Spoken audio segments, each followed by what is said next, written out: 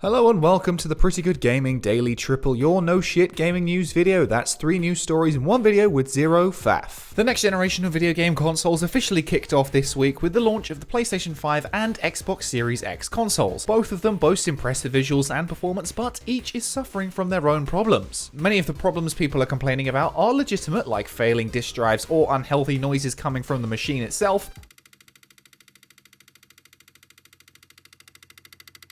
But one of the problems is actually total bullshit. Some people have been reporting that their brand new Xboxes are smoking, but as is often the case on the internet, that is a total lie. As if people who vape weren't already total wankers, they have been blowing vape smoke through their brand new Xboxes to give the illusion that the system is on fire. And if any of you vapors are watching, I know that it's not really smoke and it's just water vapor, hence the name, but it's just easier to call it that, okay? And obviously vaping is much less harmful than cigarettes, so that's great, but we all know those dickheads who are basically the vegans of vaping. So just in case it wasn't clear to anyone, blowing vape smoke up your brand new and very expensive games console is probably a dumbass idea, and all of the videos online of smoking Xboxes are bullshit. Microsoft even came out on Twitter to say, "We can't believe we have to say this, but please do not blow vape smoke into your Xbox Series X." I wasn't originally going to cover this since it's quite clearly not a real fire, as that's not how electrical fires work, but a lot of people believed it, so I thought it best to just clarify. It certainly is possible that some people may have genuinely experienced a spontaneously combusting Xbox, but at least some of these videos being shared online are 100% fake. If you do have a real problem with your Xbox Series X system, of which there are plenty, then there's a link in the description to Microsoft's Help Center. In other Xbox news, the Xbox Series X is the biggest console launch for the company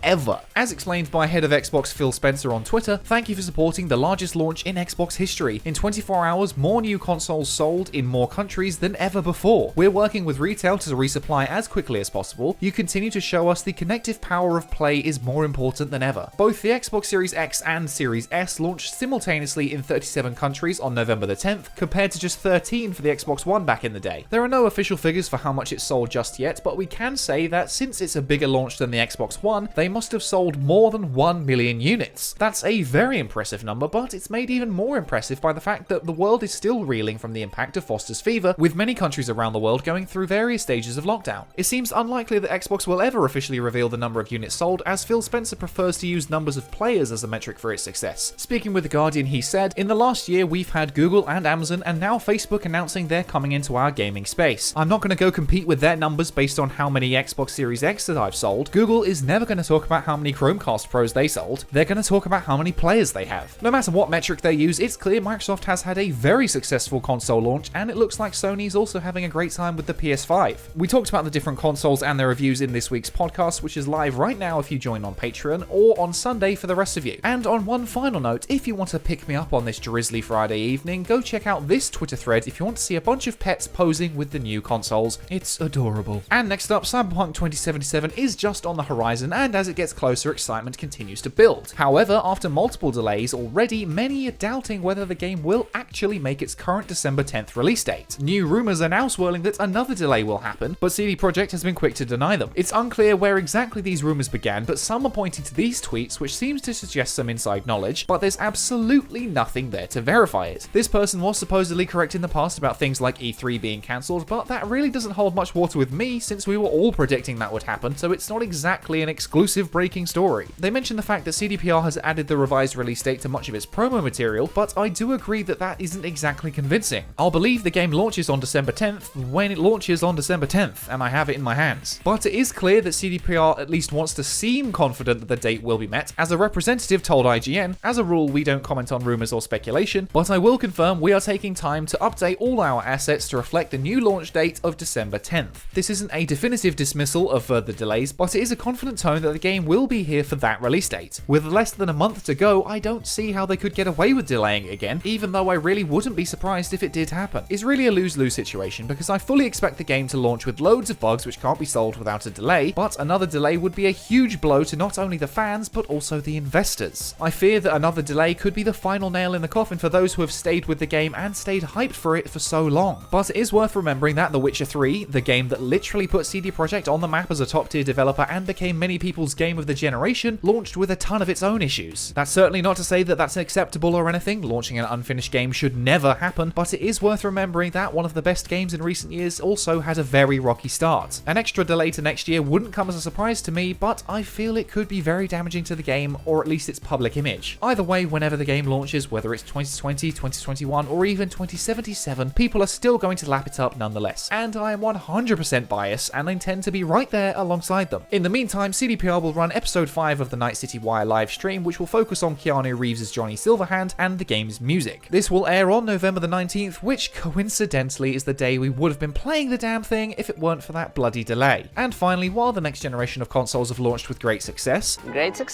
let's not forget about Nintendo. The Switch has been a consistent hit for the past few years, and it's just had its best October ever, and is the second best selling console ever for October, behind the Wii. That's not just for Nintendo, that's the second best selling console for October ever, full stop. Across the original Switch and the Switch Lite, 735,000 have been sold, which is just behind the Wii's 807,000. According to a Nintendo press release, the Switch is the best-selling console in the US and has been for the past 23 months, with over 22.5 million units shipped in the US since its 2017 launch. Nintendo has now boosted its sales forecasts after a 209% increase in operating profits year over year, as its lifetime goal for the Switch reached 68.3 million. It also expects to hit 24 million units sold globally by the end of March 2021. So while you're celebrating with your new all-singing, all-dancing games console, just remember that even though Nintendo doesn't really take part in the console war anymore, they're still absolutely killing it. It's almost as if all this console war stuff was total bullshit. And that's it for today. If you enjoyed this no shit format, go ahead and give the video a like to give it a